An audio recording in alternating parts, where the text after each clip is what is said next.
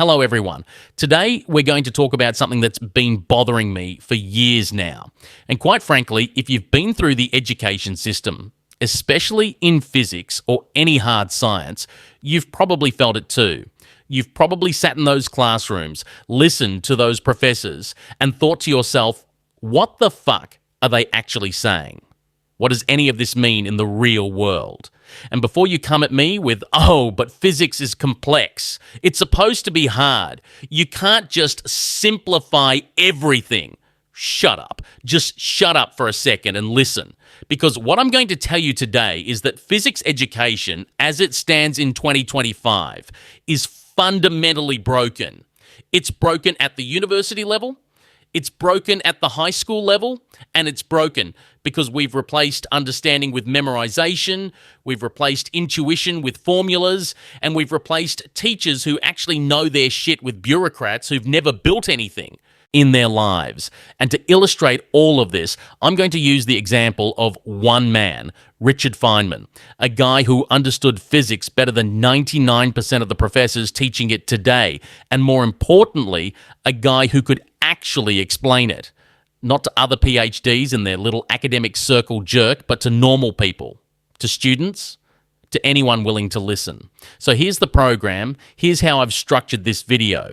First, we're going to talk about who Feynman was and why he matters. Then we'll dive into what made his approach to teaching revolutionary. After that, I'll tell you exactly what's wrong with physics education today.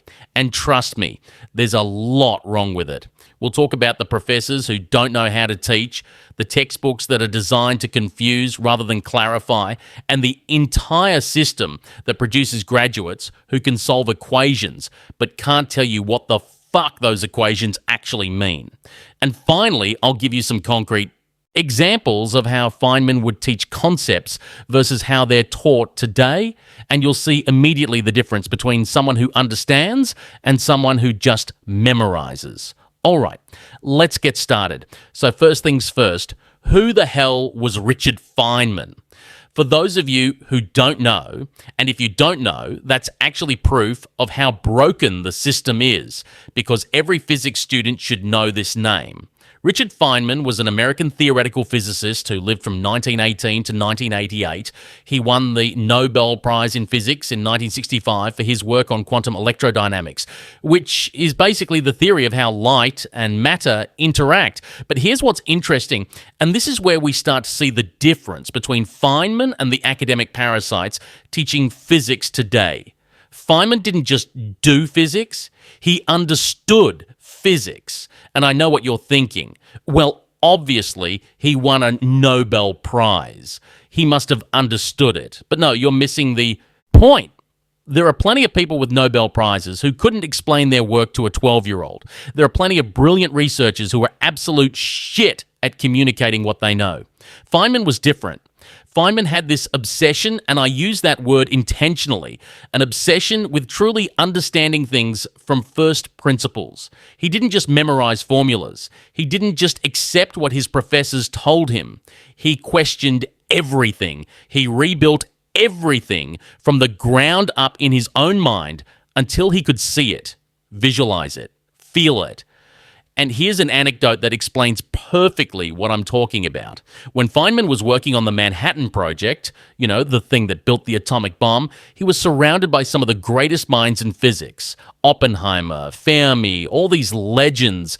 And even among these giants, Feynman stood out, not because he was necessarily smarter than them, but because he had this ability to cut through the bullshit, to ask the simple questions that everyone else was too afraid to ask because they didn't want to look stupid. There's a famous story about how Feynman was in a meeting with all these senior physicists and they were discussing some complex calculation. Everyone's nodding along, pretending they understand because that's what you do in academia, you pretend. And Feynman raises his hand and says, "Wait, I don't understand. Can someone explain what we actually mean by this term?" And at first, everyone's annoyed. Like, who is this junior guy interrupting the meeting? But then they realize nobody can actually explain it. They've all been using this term, this concept, without really understanding what it means. They've been doing what I call academic masturbation, moving symbols around on paper without connecting them to physical reality. And that's the key difference.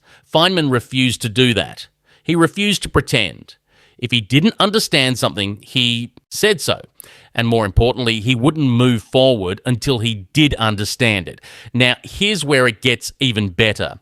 After the war, after the bomb, Feynman goes to Cornell to teach, and then later to Caltech. And this is where he becomes legendary, not just as a researcher, but as a teacher. Because Feynman developed this approach to teaching physics that was revolutionary. And I'm going to tell you what made it revolutionary. And then you're going to understand why modern physics education is such garbage compared to what he was doing. So what was the Feynman method? What made his teaching so special? Well, I'll tell you. And pay attention, because this is important. First principle. Feynman believed that if you can't explain something in simple terms, you don't understand it. Period. End of story.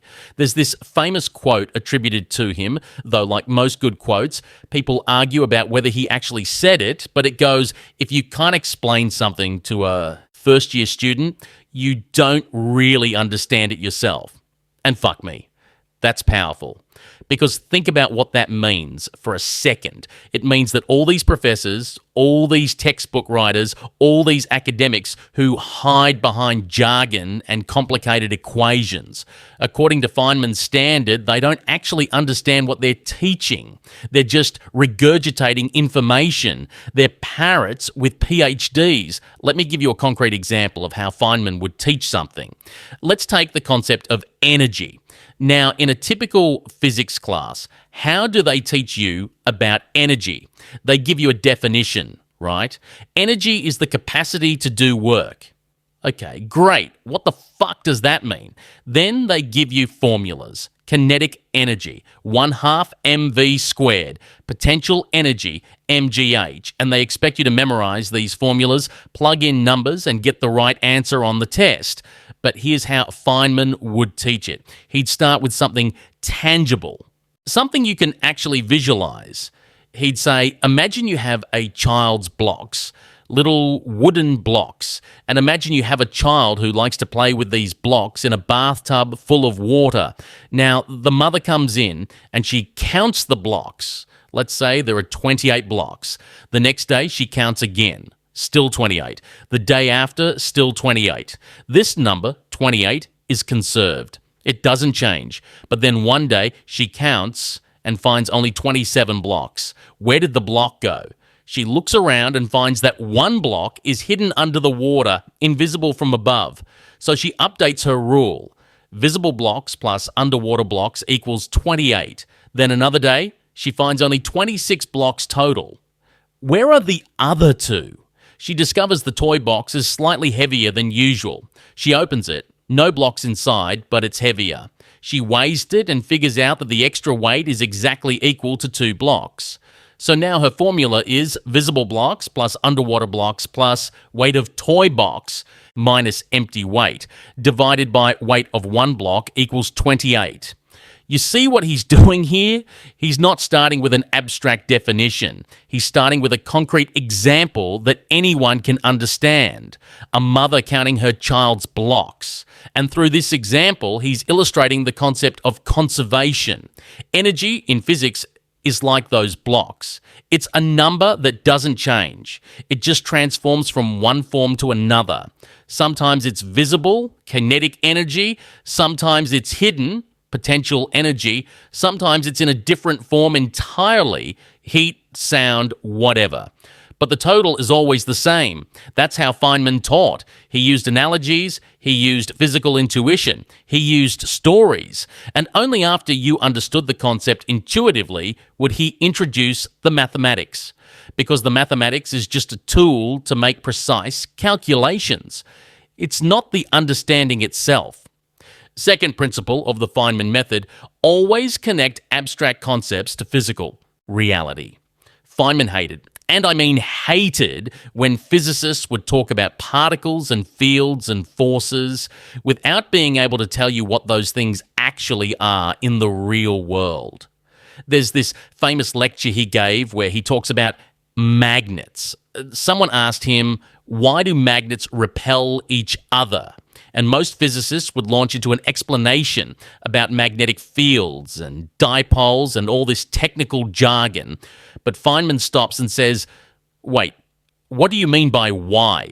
Because see, you can explain it in terms of magnetic fields, but then you have to explain what magnetic fields are. And you can explain magnetic fields in terms of quantum mechanics, but then you have to explain quantum mechanics. And at some point, you reach a level where you just have to say, this is how nature behaves. We've observed it, we've measured it, we've tested it, and this is what happens. The point is, Feynman always made sure his students understood what level of explanation they were asking for. Were they asking for a mathematical description, a physical mechanism, a fundamental law of nature? Because these are different things, and confusing them is how you end up with students who can calculate but don't understand. Third principle, learn by doing, not by listening. Feynman's lectures were famous, yes. The Feynman lectures on physics are still used today, and we'll talk about that in a minute. But here's what people forget. Feynman didn't think lectures were the best way to learn physics. He thought the best way to learn physics was to struggle with problems, to make mistakes, to get your hands dirty. There's this great story about when Feynman was a student at MIT. He had this habit of going to the library and opening random physics books to random pages, and then trying to derive the equations on that page from first principles. He wouldn't look at how the book did it. He'd just see the final result and think, okay, how would I get there? And sometimes he'd find a different way to derive it. Sometimes he'd get stuck and have to look at the book's method. But the point is, he was actively engaging with the material, not passively absorbing it. Compare that to how students learn today. They sit in a lecture hall, or worse, they watch a recorded lecture online and they take notes. They copy down what the professor writes on the board, and they think they're learning, but they're not. They're just creating a paper trail of information that will be forgotten the moment the exam is over. Feynman knew this. He knew that real understanding comes from struggle, from trying and failing, and trying again. That's why, when he taught at Caltech, he would give his students problems that were deliberately challenging, problems that couldn't be solved just by plugging numbers into a formula you memorized. He wanted them to think. And here's the fourth principle. And this one is crucial. Question everything. Never accept something just because an authority figure told you it's true. Feynman had this deep skepticism of authority, and it served him incredibly well in physics.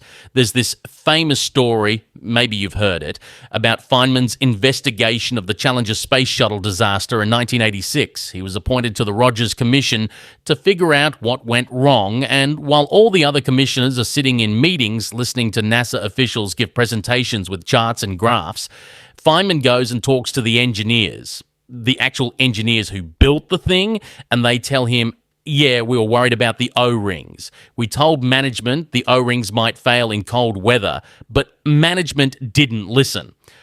So Feynman does this beautiful demonstration during a televised hearing. He takes a piece of the O-ring material, he puts it in a glass of ice water, and he shows how it becomes brittle and loses its flexibility. Boom.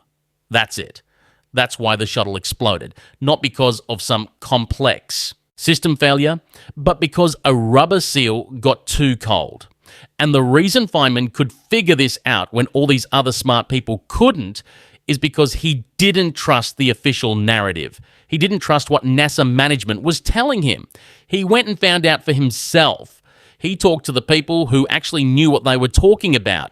That's the Feynman method in a nutshell. Understand from first principles. Connect to physical reality. Learn by doing. Question everything. Now, let's talk about why none of this is happening in physics education today. All right, now we get to the meat of it. Now we talk about why physics education today is an absolute disaster. And I'm going to be very direct here, very blunt, because this pisses me off. The first problem, and this is the big one, is that universities have become degree factories. They're not interested in educating students. They're interested in processing students, getting them in, getting them out. collecting their tuition money. And how do you process students efficiently? You standardize everything. You create a curriculum that can be taught by anyone, that doesn't require actual understanding from the teacher, that can be graded by teaching assistants who are themselves barely past the material. You make everything multiple choice or simple calculations where you can check the answer against a solution manual. This is the opposite of what Feynman advocated for. Feynman wanted education to be personal, to be interactive, to be challenging.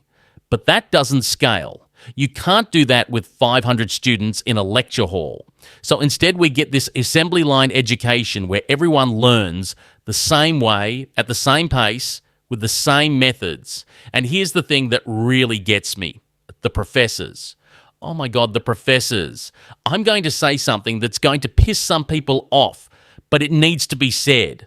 Most physics professors today cannot teach. They don't know how to teach. They've never been trained to teach. They've been trained to do research. Let me explain how this works. When you get a PhD in physics, what are you actually learning? You're learning how to do original research in a very narrow subfield. Maybe you're studying some specific property of some specific material or some specific solution to some specific equation. You spend 5, 6, 7 years becoming an expert in this tiny little corner of physics. And then, if you're lucky, you get a job at a university. And suddenly, you're expected to teach intro physics to freshmen who don't know what a derivative is. Do you see the problem? You've spent nearly a decade learning how to be a researcher and 0 time learning how to be a teacher. And the result is predictable. You teach the way you were taught. You stand at the front of the room. You write equations on the board. You go through derivations that make perfect sense to you but are completely incomprehensible to the students. And when students don't understand, you blame them. They're not smart enough. They're not working hard enough. No, fuck that. If your students don't understand, it's because you can't teach. It's that simple. And I know this from personal experience, by the way. I'm not just talking out of my ass here. When I was studying architecture, I saw the same thing. Professors who were brilliant architects but couldn't teach to save their lives. They'd show us their projects, these beautiful buildings, and we'd be expected to just figure it out. Figure out how they did it. No explanation of the process, no breakdown of the decisions, just here's the final product. Good luck. Same thing in physics. Professor writes down Maxwell's equations on the board. This describes all of electromagnetism. Okay, great. But what the fuck do those symbols actually mean? How do you use them? Why should I care? Feynman would never do that. Feynman would start with, have you ever rubbed a balloon on your hair and stuck it to the wall? That's electromagnetism. Let me show you how it works. The second problem is the textbooks. Oh my God, the textbooks. Have you ever opened a physics textbook? They're designed to be incomprehensible. I'm convinced of this. I think there's a conspiracy among textbook publishers to make physics seem as complicated as possible so they can sell you more books. Here's how a typical physics textbook presents a concept.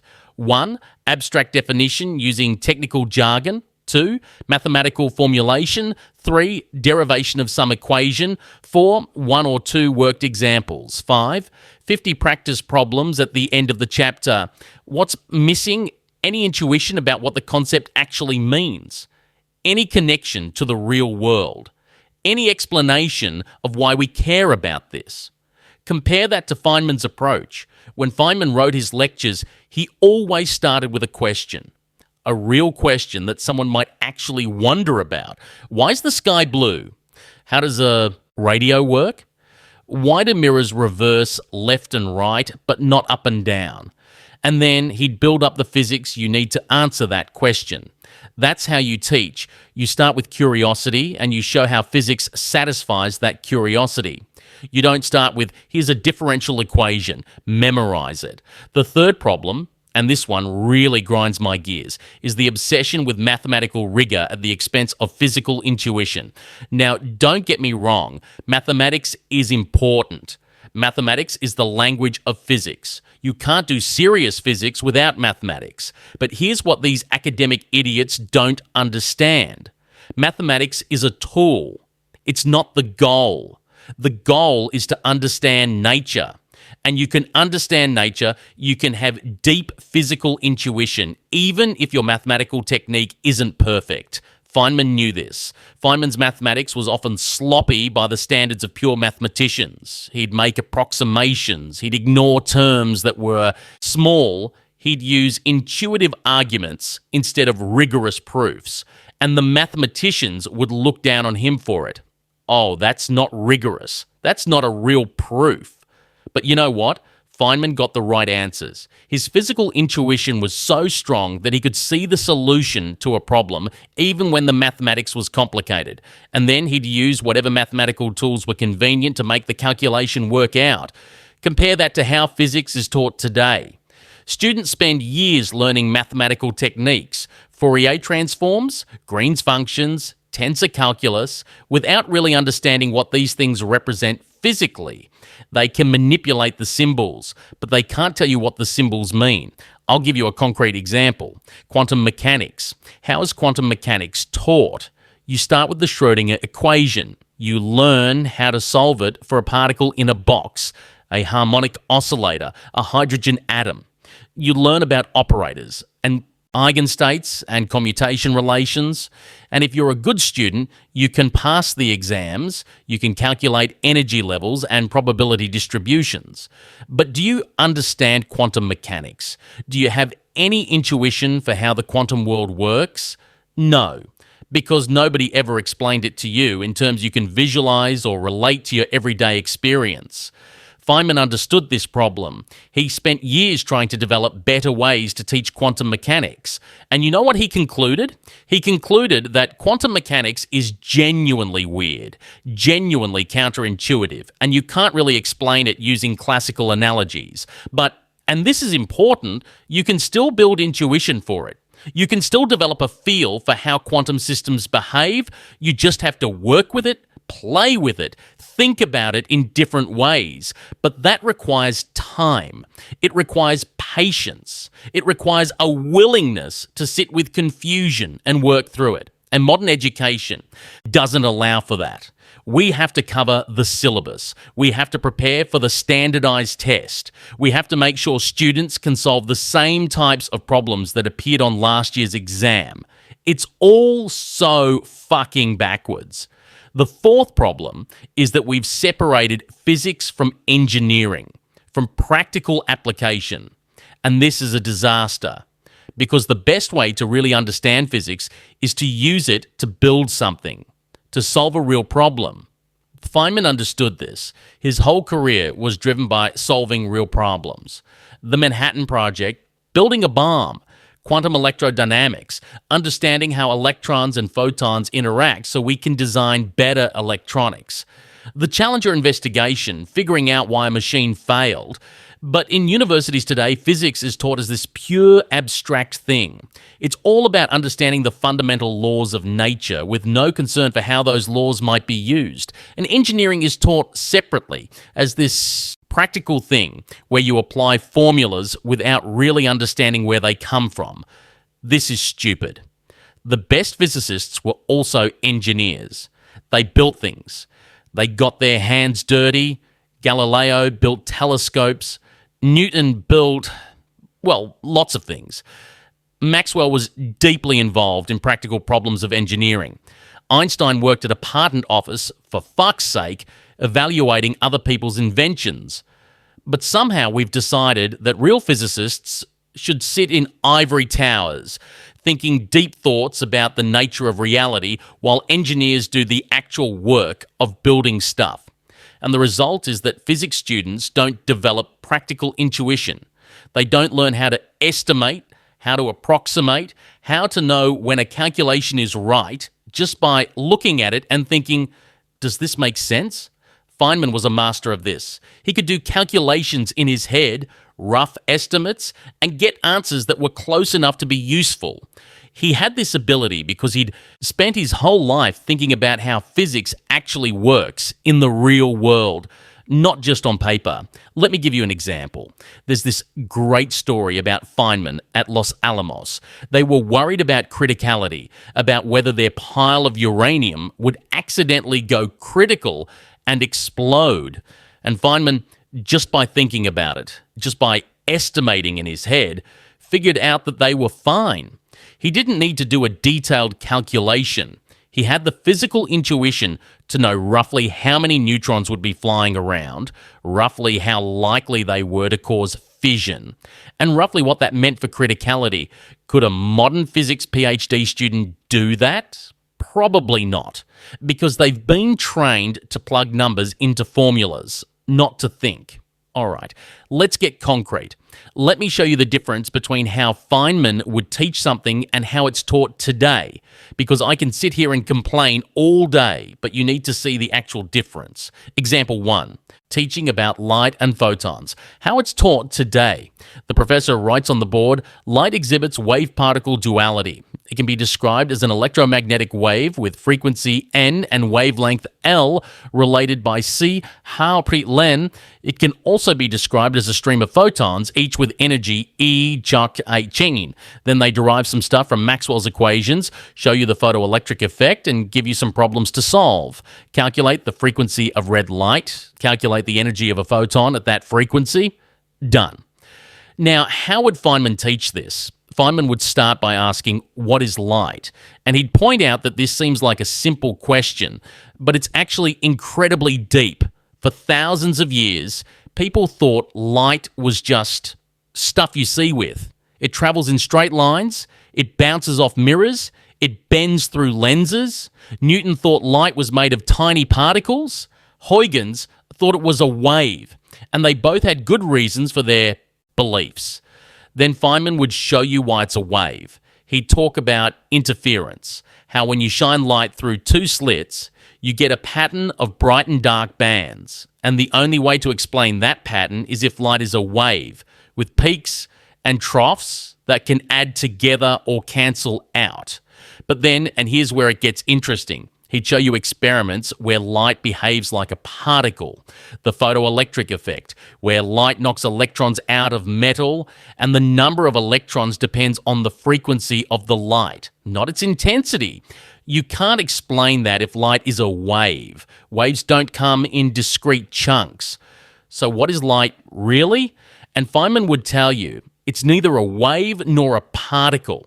It's something else, something that doesn't have a perfect analogy in our everyday experience. It's a quantum mechanical object, and the wave description and the particle description are both approximations, both useful in different situations, but neither is the complete truth. See the difference? In the standard approach, you memorize wave-particle duality as a fact. In Feynman's approach, you understand why we describe light in these seemingly contradictory ways, and you understand that there's something deeper going on. Example 2, teaching Newton's laws. Standard approach, Newton's first law, an object at rest stays at rest, and an object in motion stays in motion unless acted upon by a net external force. Newton's second law, F size mol. Newton's third law, for every action, there is an equal and opposite reaction. Memorize these. Here are some problems. A block slides down a ramp, calculate the acceleration, done. Feynman's approach. Feynman would start with the question, why do things move?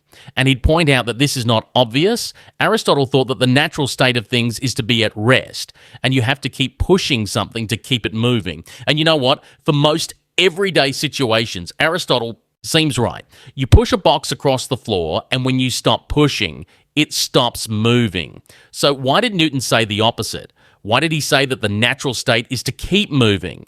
Because Newton realized that friction is a force. When you push a box across the floor, you're not fighting its tendency to be at rest. You're fighting friction. And if you could remove friction, if you could slide the box on a perfectly smooth surface in a vacuum, it would keep moving forever. But how do you test this? How do you prove Newton right and Aristotle wrong? You can't actually remove all friction. So Newton made a leap of imagination. He thought about what would happen in an ideal situation with no friction, and he realized that his laws make better predictions than Aristotle's. And then Feynman would show you how powerful this idea is. He'd show you how it explains everything from why you lurch forward when a car stops suddenly, your body wants to keep moving, to how rockets work in space. They don't need air to push against. They just throw mass backwards, and Newton's third law says they move forwards. Again, see the difference. Standard teaching gives you rules to memorize. Feynman gives you understanding. Example 3, conservation of energy. Standard textbook approach. And energy cannot be created or destroyed, only converted from one form to another. The total energy of a closed system remains constant. Here's the equation for kinetic energy. Here's potential energy. Here's a bunch of problems where you calculate how much energy is in different forms. Feynman's approach, I already mentioned his blocks analogy earlier, but let me expand on it, because what Feynman is really teaching you with that analogy is not just energy is conserved, but something deeper, the idea of a conserved quantity. See, in physics, we have these quantities that don't change. Energy is one. Momentum is another. Electric charge is a third. And the fact that these quantities are conserved is not just a convenient fact. It's a fundamental principle that tells us something deep about the structure of the universe. Why is energy conserved? Feynman would tell you that it's because the laws of physics don't change with time. If you do an experiment today and get a certain result, you'll get the same result tomorrow. And there's a deep mathematical theorem, Noether's theorem, that says if the laws of physics are symmetric in time, then energy must be conserved. But he wouldn't stop there. He'd show you what this means practically. It means you can't build a perpetual motion machine. It means you can't get something for nothing. It means that all the energy in the universe was there at the Big Bang, and it's just been shuffling around between different forms ever since. That's understanding.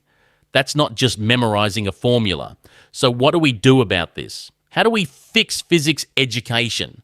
Well, the first thing we need to do is admit there's a problem. And that's hard, because the people running universities, the people writing textbooks, the people teaching courses, they all went through the same system. They all survived it. So they think it works. They think, well, I learned physics this way, so it must be fine. No, it's not fine. The fact that some people can survive a shitty system doesn't mean the system is good. It just means those people were exceptional or lucky or stubborn enough to teach themselves despite the system.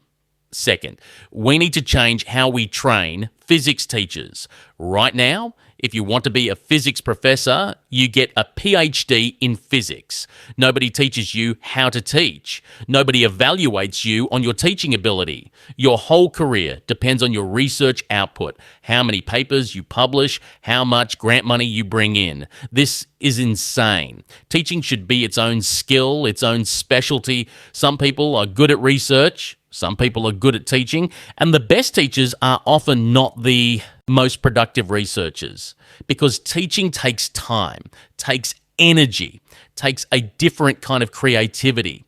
We should have career paths for people who want to focus on teaching. We should train them properly. We should evaluate them on how well their students learn, not on how many papers they publish. Third, we need to completely rethink physics curricula. Throw out the old textbooks. Most of them are garbage anyway. Start from scratch. Ask yourself, what do we want students to understand? Not, what do we want students to memorize? But what do we want them to understand? And build a curriculum around that. Use the Feynman method. Start with questions, with phenomena that students can observe or imagine. Build up the physics from there. Introduce mathematics only when it's needed to make precise predictions. And always connect back to physical reality. Fourth, we need to integrate physics with engineering, with practical problem solving. Students should be building things, breaking things, measuring things, not just solving textbook problems.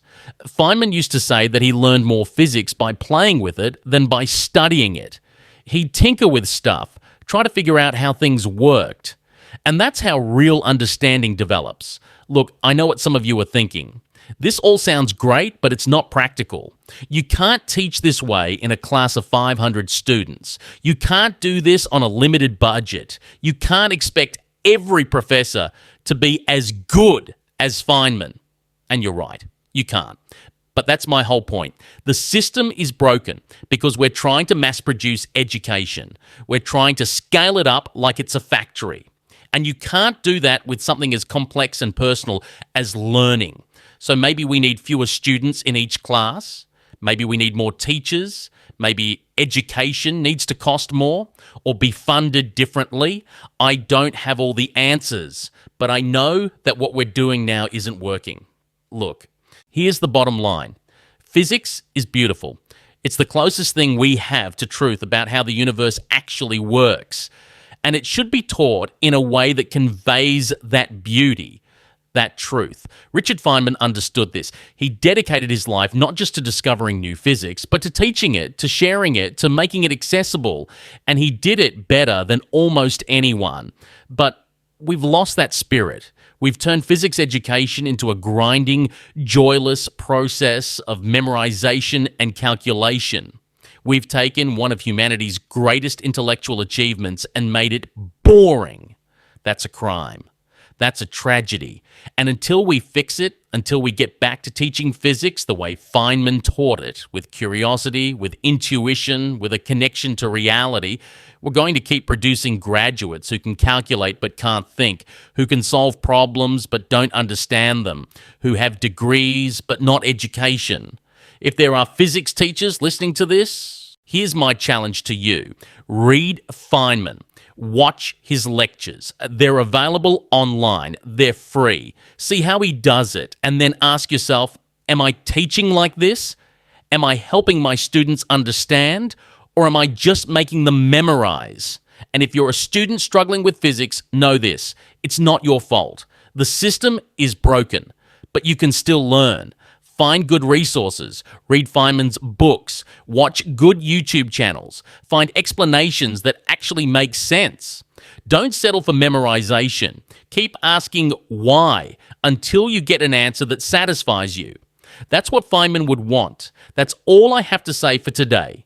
Take care of yourselves, and I'll see you next time.